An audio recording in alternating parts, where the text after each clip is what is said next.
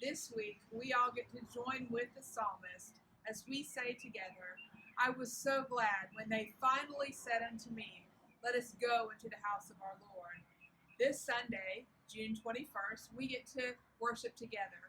If you want to come to our 8:30 or our 11 o'clock worship service, this is the door that you will enter, starting 15 minutes before service time. If you're coming for our 9:45 modern service, you will enter this door beginning at 9:30.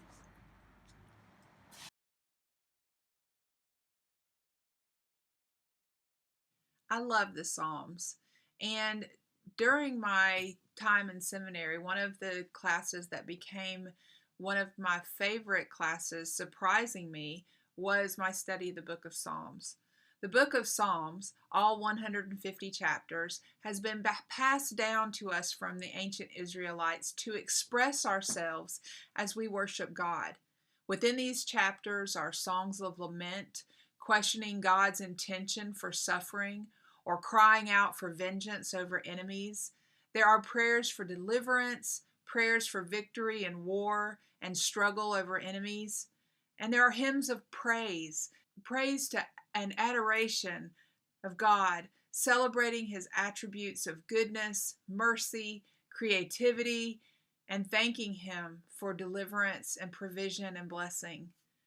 The overall book of Psalms is actually divided into 5 smaller units or books, the last of which begins at Psalm 107.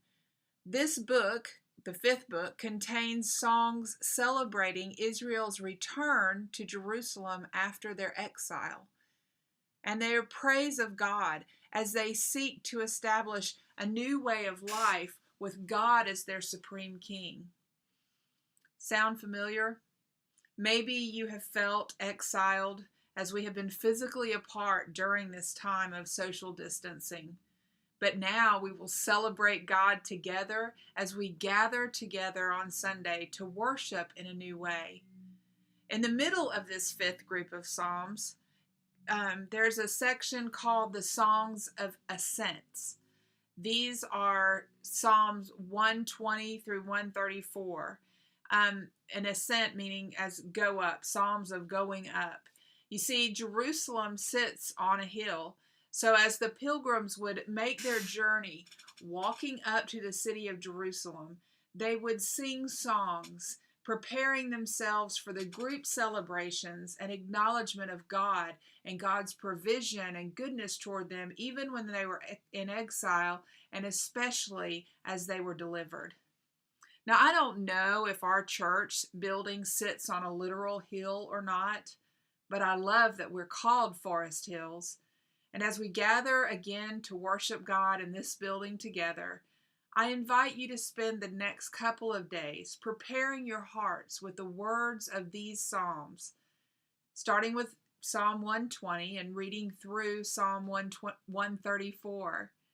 You can do like I did and download the YouVersion Bible app to your smartphone and pick a translation that you like, and maybe one that has an audio version where you can listen to someone read these Psalms to you as you walk around your neighborhood or walk through your house or sit in your favorite spot.